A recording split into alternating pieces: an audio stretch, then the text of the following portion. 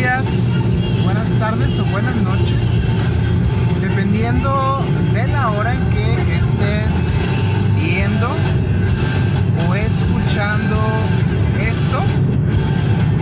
De fondo suena el disco New Tattoo del año 2000.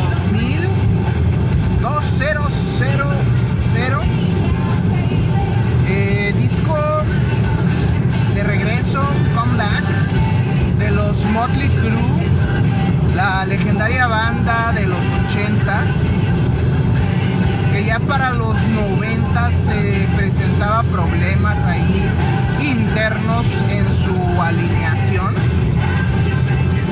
La primera mitad de la década de los 80s prácticamente la dominaron los Motley Crue, junto a otras bandas, obviamente, como los Quiet Riot, los Twisted Sister o los Van Halen. Pero los Motley Crue fueron parte importante de esa primera década de los 80s, de esa primera mitad de la década de los 80s, y después en la segunda mitad tuvimos a los Guns N' Roses, que ya para el 87 ya estaban establecidos con su disco de debut. New Tattoo es del año 2000, y para Motley Crue New Tattoo era como el disco que debió seguir a su disco de 1989, el famosísimo Dr. Feelgood, un discazo. Cosa curiosa, los Motley Crue trataron o usaron a Bob Rock para hacer un disco que compitiera contra Appetite for Destruction de 1987, en el cual el productor Mike Link se encargó de ayudar a los Guns N' Roses con este sonido. Curiosamente, para este disco New Tattoo, que se supone debió ser la continuación del Dr. Feelgood, Motley Crue usa al productor precisamente del Appetite for Destruction, al señor Mike Link. Pero mientras Bob Rock pudo de alguna manera reproducir un poco el sonido, la actitud del ambiente del Appetite for Destruction en un disco de los Motley Crue, Mike Link trató de hacer algo diferente. New Tattoo a mí me gusta mucho, es un buen disco, tiene buenas canciones. Pequeño detalle, el baterista Tommy Lee, considerado el mejor músico de los Motley Crue, no estaba presente, traía otro proyecto y ya había pensado abandonar a la banda en ese entonces. Y bueno, traía ya problemas internos la banda. El grupo se sentía limitado por la capacidad vocal de Vince Neil, algo que en su momento jugó a favor de Motley Crue y después en contra. Sin embargo, es un muy buen disco. Randy Castillo, que es el sustituto aquí del señor Tommy Lee. Hay algo curioso con las producciones de Mike Link. Dejan un poco atrás la batería en favor de la guitarra y la voz. Esto es notorio en discos importantes de Mike Link, como lo son el Appetite for Destruction y el Rust in Peace de Megadeth del 90 y algo, 90, 91 creo. Entonces, siempre he pensado que Mick Mars, el guitarrista de Motley Crue, no es un muy buen guitarrista. Entonces vemos aquí a Mike Link switchar un poco su producción, le da más peso a Randy Castillo que a las guitarras, y creo que ahí es precisamente donde no hizo click Mike Link con los Motley Crue, debido a que Randy Castillo era prácticamente un sustituto y le dio un papel prominente en la mezcla, en la producción, Mike Link. Quizá eso fue lo que hizo complicado este disco de New Tattoo para Motley Crue, sobre todo para sus fans, que no lo aceptaron tan bien, aunque repito, para mí es el disco lógicamente consecución del Dr. Feelgood, considerado el mejor disco en la carrera de los Motley Crue. Y bueno, ya, ahora sí pueden descansar, ahora sí pueden estar tranquilos, ya terminó ese programa nefasto llamado La Casa de los Famosos México, que por un par de meses mantuvo a mucha gente pegada a su televisor, como todos los reality shows, a veces hasta las 24 horas. Yo solamente, como el fútbol, veía los resúmenes los fines de semana, pero no, nunca fui muy pegado, nada más quería saber quién iba saliendo y qué estaba pasando. Pero no soy de los que se pegaban las 24 horas a ver este programa y luego hablaban y votaban y luego hacían afuera los fans eventos para recaudar dinero y hacer llamadas y no sé qué tantas cosas.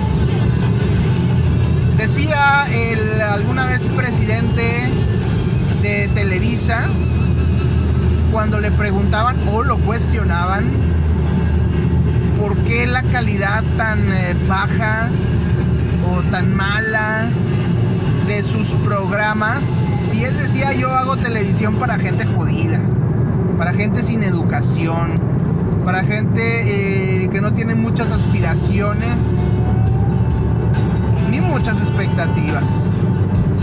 Televisa se convirtió en una de las empresas más exitosas del planeta y obviamente era un jugador muy poderoso, incluso en el tema político, porque podía encumbrar a personajes del mundo de la política.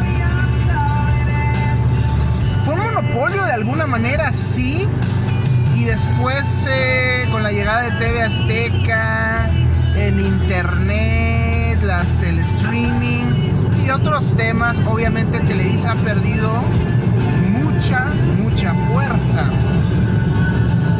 Pero obviamente, así como la materia que no se crea ni se destruye,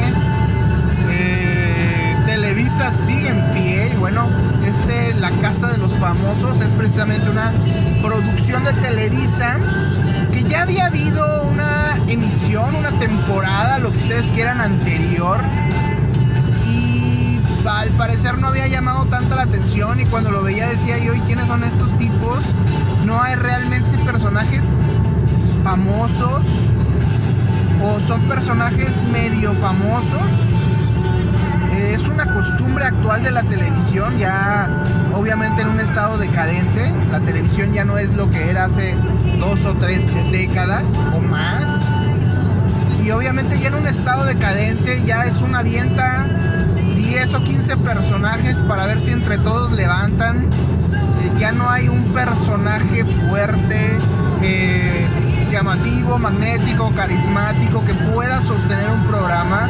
Ahora nacen estos programas de variedad en los que arrojan a 10 personajes y órale, a ver si entre todos levantan. Pareciera que eso es lo que hacen en esta versión de... Ya habíamos visto nosotros Big Brother hace un par de décadas. Este formato de reality show de televisión hiperreal, le llaman. Y bueno, ahora se ha vuelto popular esta versión, ya no con, decían antes, con personas normales, con ciudadanos cotidianos, normales, comunes y corrientes. Ahora lo hacen con artistas famosos, supuestamente. La verdad, ninguno de ellos es muy famoso. Quizá el más reconocido es Sergio Mayer, que era cantante de Garibaldi hace varias décadas, y luego hizo por ahí una obra de que salían strippers. Y bueno, resulta que el señor, así como Carmen Salinas y Cuauhtémoc Blanco, decidió usar esa popularidad para brincarse al mundo de la política. Fue diputado o algo así, si mal no recuerdo, por el partido del actual presidente López. Y bueno, precisamente este es el tema. Escuchaba y leía que varias personas decían es que este programa es un experimento social, lo cual me llama mucho la atención el término, porque la Ciudad de México, anteriormente el DF, siempre fue un experimento social. Meter a tanta gente, en algún momento fue la ciudad más poblada del planeta. Meter a tanta gente en un espacio tan pequeño en condiciones de violencia, de inseguridad y de contaminación extrema, y al día de hoy de poca movilidad, no deja de ser un auténtico experimento social, muy fuerte, muy extremo, muy interesante, y lo estamos viendo día a día. Vemos esa convivencia. Ahora en Nuevo León hemos visto también este crecimiento extremo en la zona metropolitana de Monterrey. Hemos visto cómo todo el potencial, por así decirlo, o toda la población de Nuevo León se concentra en una zona metropolitana de varios municipios que ya están batallando con el agua, ya están batallando con el espacio, están batallando con la movilidad, están batallando inclusive con la luz. Y si queremos ver otro experimento social al lado, ahí está Tamaulipas, el cruce fronterizo más grande del país con Estados Unidos, la frontera o una de las fronteras más grandes en el mundo, un estado gobernado por nadie, el gobierno es nulo, hay un enfrentamiento ahí entre bandas de narcotráfico, de traficantes, e incluso el auge de las manufactureras y la población flotante. Todo esto hace de Tamaulipas otro experimento muy peligroso, socialmente hablando. Para mí esos son los experimentos sociales y no un programa, un reality show, que ya lo he dicho varias veces. Lo que hace es únicamente reflejar fielmente la decadencia, el mal estado, lo mal que estamos como sociedad. Como ya lo dije, tenemos a este personaje que ya lo mencioné, no voy a decir muchos nombres, pero tenemos a este personaje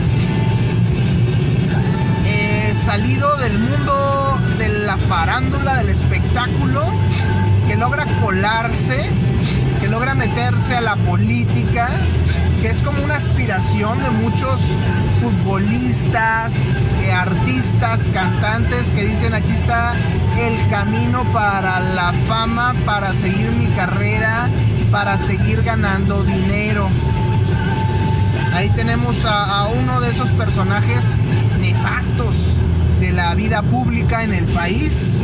Tenemos a un cuate que está obsesionado con su cuerpo, con su físico, con su peinado, con sus cirugías, con muchos de estos temas, y que pareciera que está enamorado de sí mismo. Y también es un cuate que salió, no sé si lo recuerdan, de programas que se dedicaban a hacer bullying a otros, tipo el de Paco Stanley, que era reírse de otros, burlarse de otros.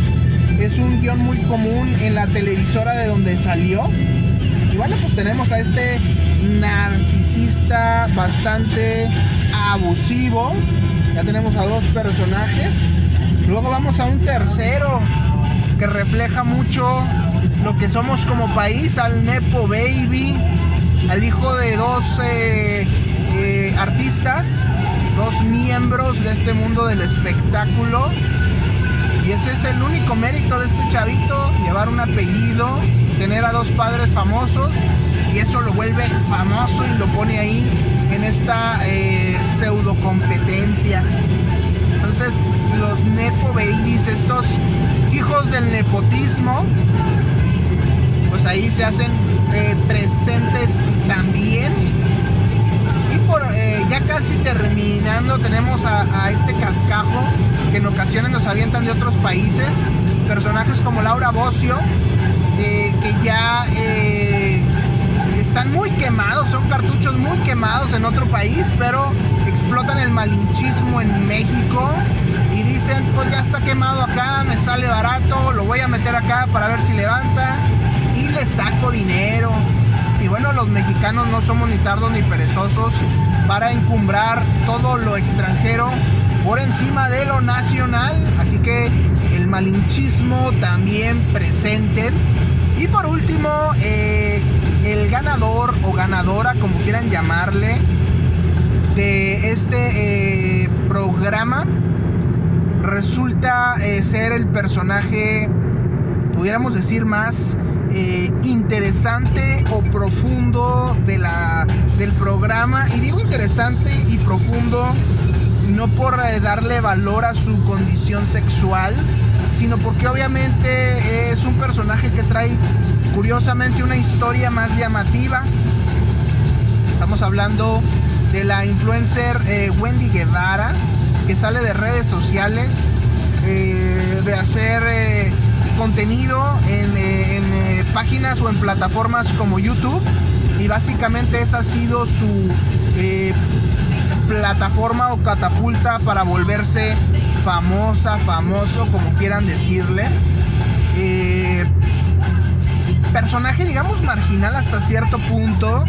Habla esta persona de su pasado de abuso por parte en su casa, por parte de su familia, un ambiente de drogas, de violencia intrafamiliar. Y bueno, finalmente esta persona se dedica a trabajar como sexoservidora o sexoservidor, y finalmente salta por ahí inesperadamente a las redes sociales. Aprovecha el impulso de las redes para hacerse de fama. Pero bueno, tenemos una persona que evidencia un problema de la sociedad en el sentido del abuso a menores, que ya lo hemos hablado, lo hemos platicado mucho. Se da principalmente en los hogares o en la periferia de los hogares. Muchos dicen, curiosamente, hablan sobre este tema de los colectivos gay, lésbico gay, transexual, transgénero, etcétera. Y dicen es que quieren pervertir a los niños. No sean estúpidos, no sean idiotas. Mucha de este abuso a los niños no se da en un show de drags, no se da en la calle, se da en la misma casa. El abuso sexual a los niños se da en la misma casa, y este es el gran problema que muchos no quieren ver, que muchos tratan de ocultar, que muchos tratan de meter abajo de la alfombra. Y bueno, curiosamente aquí este problema se refleja. Y después esta gente abusada que decide cambiar su vida, que decide vivir a su manera, salirse de los cánones muy estrictos de la sociedad, decide volverse personas sexualmente diversas. Pues resulta que después no les quieren dar un trabajo, no los quieren aceptar en muchos lugares y los orillan precisamente al mundo de la prostitución, de ser sexoservidores. Entonces ahí está precisamente reflejado parte de lo peor, y resulta que después estas historias son las que nos gustan, las que nos conmueven y las que queremos ver en televisión. Es lastimoso el estado de la televisión, es lastimoso el estado de esta hiperrealidad en la que nos damos cuenta de lo brutal que resulta nuestra doble moral como sociedad.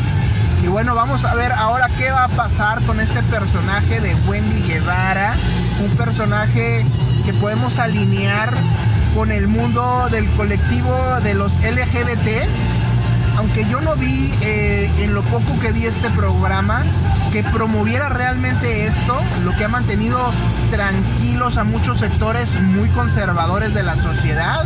Pero bueno, vamos a ver ahora que este personaje de Wendy Guevara va a tener los reflectores encima. Vamos a ver qué tan fácil o difícil. De entrada pareciera que la sociedad ya lo aceptó, pero aceptó una parte del personaje, aceptó una historia. Pero vamos a ver qué pasa más adelante, si realmente esto es una sacudida para el país y para los sectores más conservadores del país, que siempre ven con recelo, con coraje, con intolerancia este tipo de temas respecto a la diversidad sexual. Vamos a ver qué pasa. Y bueno, ahí está un análisis más, comentarios más sobre este programa que llamó la atención del auditorio, quizás por las razones menos apropiadas. pienso que a mucha gente le va a tardar en caer el 20 o en darse cuenta de lo que vimos, de cómo refleja la televisión el tipo de sociedad y el nivel de sociedad que somos y que tenemos.